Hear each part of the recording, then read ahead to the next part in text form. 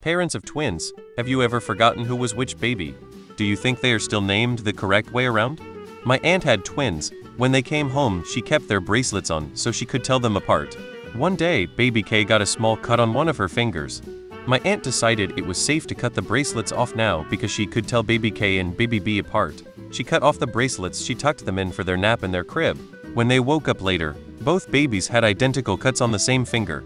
No idea where it came from. My aunt cannot say for certain that she didn't mix the girls up after that. My parents not so cleverly wrote our names on the bottom of our shoes, so we joke that it's totally possible they mixed us up at some point.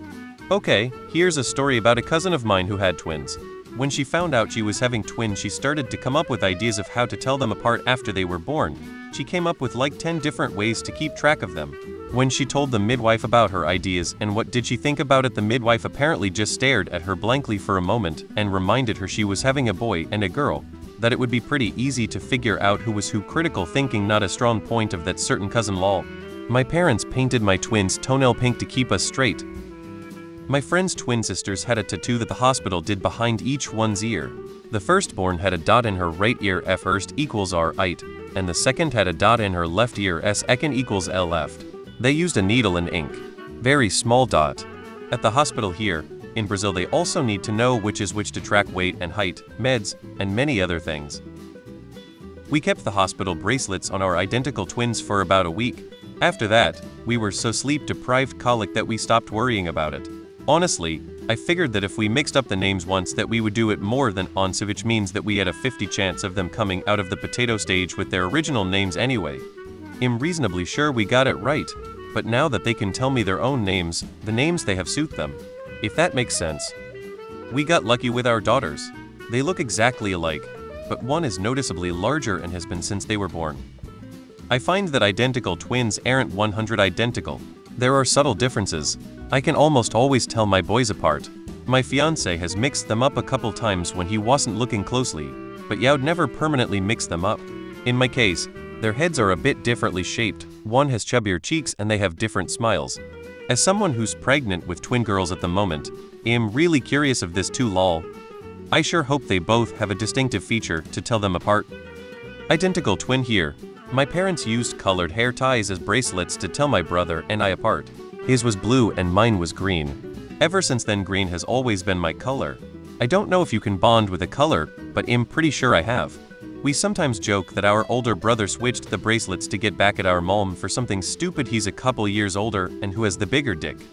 All the time. My identical boys looked different at birth, plus one was bigger than the other, so it was easy at the start. Now 1-year-olds it's harder. I never dress them the same, as it tricks me more so. Luckily they have birthmarks on different body parts. Father of twin boys here.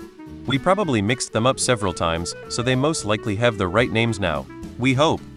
The first thing I've packed in my hospital bag is quick dry nail polish in pink and lilac. A color for each girl.